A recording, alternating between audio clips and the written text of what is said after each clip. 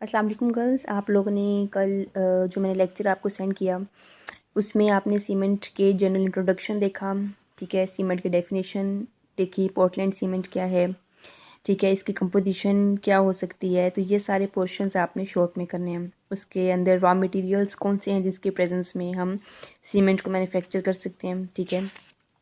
फिर आपने इसमें मैन्युफैक्चरिंग ऑफ सीमेंट वाला आर्टिकल देखा। This is important for long question आता है ये वेट प्रोसेस के हिसाब से, ठीक है।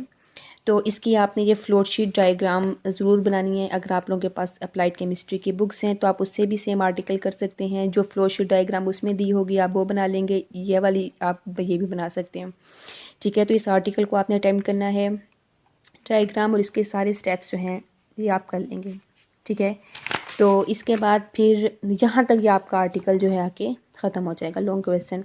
इसके अलावा सॉरी यहाँ तक, ठीक है। तो इसके अलावा आपसे फिर पूछा जा सकता है ड्राई प्रोसेस के बारे में, ठीक है। This is for short question. तो ड्राई प्रोसेस जो है वो ऑलमोस्ट वेट प्रोसेस की तरह ही होता है, सिर्फ इसमें डिफरेंस क्या आएगा कि हम इसके अंदर वाटर, जैसे वेट प्रोसेस है तो उसके अंदर हम बार बार पानी को ऐड करते हैं और बार बार हम उसका टेम्परेचर बढ़ाते हैं, जिसकी वजह से वो जितना भी वाटर है उसको रिड्यूस किया जाता है, ठीक है। तो ड्राई प्रोसेस के केस में ये होगा कि हम इसमें वाटर नहीं ऐड करेंगे। ये शॉर्ट टाइम लेता है सीमेंट को मैन्युफैक्चर करने के लिए। तो इस आर्टिकल को आप पूछ लिया जाए तो आपने जस्ट शॉर्ट में अटैम्प्ट कर लेना है, ठीक है। इसको आप रीड कर लीजिएगा, सेम वही है जो कि आपने वेट प्रोसेस में पढ़ा। इसके बाद आ जाएंगे सेटिंग ऑफ सीमेंट की तरफ। ये भी आप प्रीवियस आर्टिकल में अब आपको जो लेक्चर सेंड किया गया था उसमें आप पढ़ चुके हैं। ये भी आपने शॉर्ट में करना है। ये जो कुछ स्टेप्स हैं जिनके आपने ये इक्वेशंस करेंगे, जिसमें ये बताया गया है कि आप किस तरह से उसको सीमेंट को केमिकल रिएक्शन के साथ जो है वो आप देख सकते हैं। सीमेंट बेसिकली हमारे पास ट्राई कैल्शियम सिलिकेट और ट्राई कैल्शियम एल्यूमिनेट, ठीक है, इसका जो है ये कॉम्बिनेशन होता है, मिक्सचर होता है। तो इसके बाद नेक्स्ट शॉर्ट क्वेश्चन आपसे पूछा जा सकता है difference between wet process and dry process, ठीक है। तो इसमें बेसिक पॉइंट्स आपने देख लेने हैं, एटलीस्ट 3 to 4 पॉइंट्स। ये वही बातें हैं जो आप पीछे पढ़ चुके हैं कि रॉ मटेरियल्स वेट प्रोसेस के अंदर जो इस्तेमाल होगा वो सॉफ्ट और नॉन क्रिस्टलाइन होगा और ड्राई प्रोसेस में जो इस्तेमाल होगा वो हार्ड और क्रिस्टलाइन होगा। इसके अलावा क्रश्ड रॉ मटेरियल जो है इसके केस में क्या होगा कि प्रेजेंस ऑफ वाटर होगी। ड्राई प्रोसेस जैसे कि आपको नाम से इंडिकेट हो रहा है इसमें वाटर नहीं होगा, ठीक है। Loss of material does not takes place as it is mixed in presence of water.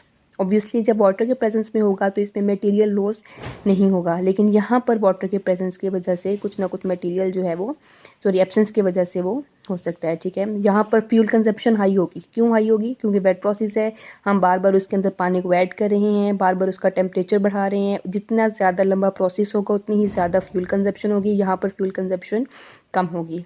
इस केस में हाई टेम्परेचर लिया जाएगा क्योंकि पानी मौजूद है। यहाँ पर टेम्परेचर थोड़ा सा कंपेरेटिवली लो हो सकता है। इसके अलावा इसमें रोटरी किल्न के आपने देख लेने हैं कि कितनी हाइट होती है, ठीक हो गया।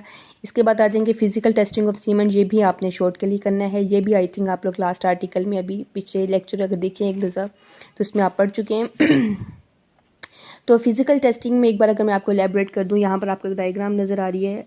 सबसे पहले क्या होता है कि यहाँ पर इस पॉइंट पर एक सैंपल लिया जाता है, लाइक सीमेंट लिया जाता है, और यहाँ पर हमारे पास एक नीडल होती है, ठीक है। इसको वेकेट नीडल का नाम दिया जाता है। तो होता क्या है कि आपके पास जहाँ पे सीमेंट मौजूद है, हम बार बार वो उसको फिज़िकल टेस्टिंग कर रहे हैं। हम देखना ये चाह रहे हैं कि जो सीमेंट है वो कितना ज़्यादा जो है वो हमारे पास प्योर फॉर्म में आ चुका है और इसको रेडी टू यूज़ है कि नहीं। तो इसमें क्या होता है कि सैंपल के ऊपर हम बार बार इस नीडल को पिर्स करते हैं, ठीक है। तो उस पॉइंट तक हम उसकी पिर्सिंग करते हैं जब तक कि हम ये ना देख लें कि वो जो नीडल है उसमें से बाहर नहीं निकल पा रही। कि पहले आप उसके अंदर नीडल को जब इन करेंगे तो इजीली बाहर आती रहेगी, ठीक है। तो उस पॉइंट तक आपने उसकी पिर्सिंग करनी है, तब जब तक कि वो नीडल जो है वो इजीली उसमें से बाहर ना निकल सके। उस पॉइंट पर हम जाके कहेंगे कि now cement is ready to use, ठीक है। ये बड़ी बड़ी सी नीडल्स होती हैं, फुल ये स्टील की बनी हुई, तो इन जिनको इस्तेमाल किया जाता है। इसके अलावा इसमें आप एक कुछ शॉर्ट पॉइंट देखेंगे। आपने इस आर्टिकल के एक बार रीड कर लेना है। एक हमारे पास इसके अंदर इनिशियल सेटिंग टाइम होता है और दूसरा आपको यहाँ पर फाइनल सेटिंग टाइम दिया हुआ है, ठीक है।